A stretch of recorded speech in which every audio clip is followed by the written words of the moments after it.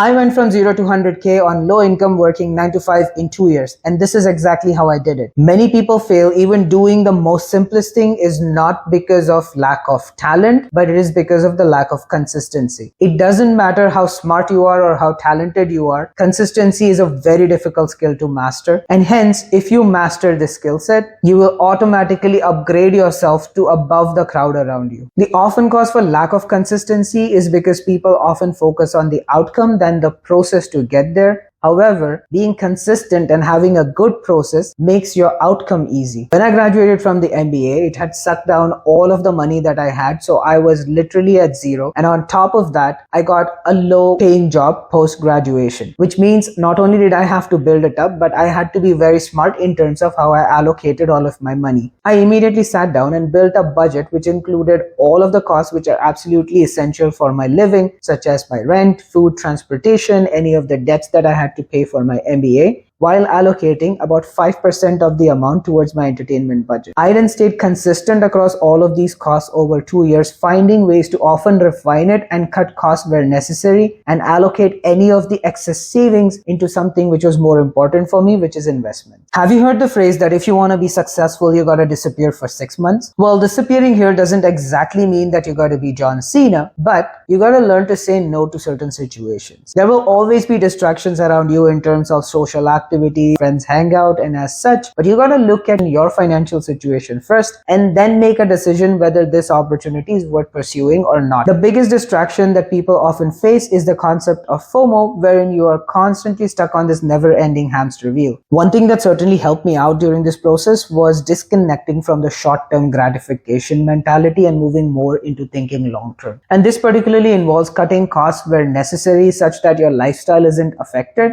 or living below your means. I got this kind of an idea from a profitable business. So consider we have a profitable business. If the business wants to increase its profits, there really are two ways to do this. One is to boost their revenues, which in your case would be finding a better job, a higher paying job, or the second aspect is by reducing their costs. Following this methodology, it becomes very easy to analyze your life and evaluate opportunities based on which ones are good opportunities and which ones are losses for you. One of the examples of this is investing, which gives you a long-term gain, or partying, in which you lose money just like that. Now, entertainment is absolutely important, and let's say you want to hang out at a bar or a nightclub with your friends. The best way to go about this would be look at some of the bars and nightclubs which have cheaper drinks and have good vibes over the places which require a cover for you to enter in. Drinks are pricier, or that you have to buy tickets because there's a new DJ that came in. Failures are great because they teach you a lot of things. However, it is very important to know not to make these failures too costly. For instance, when I first started investing, I did make some investments which were really wrong and risky, in which I lost all of my money. However, I did make some of the good investments as well, which kind of balanced it out and gave me a little bit of a profit. So it was here that I learned what is a good investment, what is a bad investment, and also how I can hedge all of my risks going forward and build a strategy along it. Warren Buffett once said, the first rule of an investment is don't lose money. The second rule of an investment is don't forget the first rule. And that's all the rules there are. So for instance, if you make a risky investment and you see that your investment is now going into a loss, it makes more sense to sell off the investment at a 5% loss rather than losing 50% or an entire amount of it. On the flip side, however, if you buy an investment and it has reached to the growth level that you were expecting,